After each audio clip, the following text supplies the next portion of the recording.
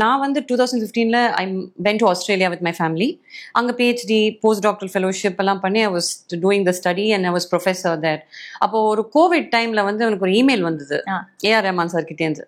இந்த மாதிரி உங்க வீடியோஸ்லாம் பார்த்துட்டு இருக்கேன், இசை பயணம் வீடியோஸ், ராகம் வீடியோஸ்லாம், வேற யூ தீஸ் டேஸ் அப்படின்னு சொல்லிட்டு ஐ set I'm in Australia. He said give me a number.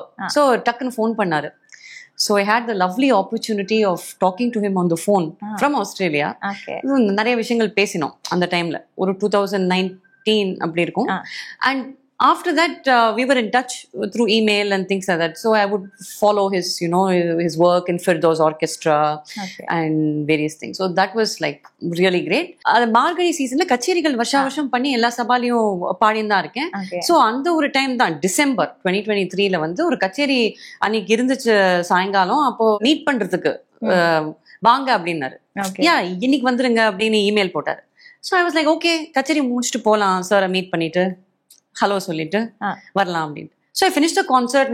I was wearing the full concert attire, பட்டு புடவை, பூ அண்ட் ஆல், லுக்கிங் கம்ப்ளீட்லி கச்சேரி ஸ்டைல். அப்படி போனேன் அவர் பஞ்சத்தனுக்கு. ஸோ வாங்க வாங்க அப்படின்னு சொல்லிட்டு ரொம்ப நல்லா பேசிட்டு இருந்தோம். It was very nice. And கொஞ்ச நேரம் பேசிட்டு he said, நீங்க ஒரு 5 minutes வெயிட் பண்றீங்களா ஒரு காஃபி சாப்பிட்டுட்டு அப்படின்னு சொல்லிட்டு நாங்க என்ன ஆஃபீஸ் ரூமுக்கு போய் உட்கார வச்சாங்க.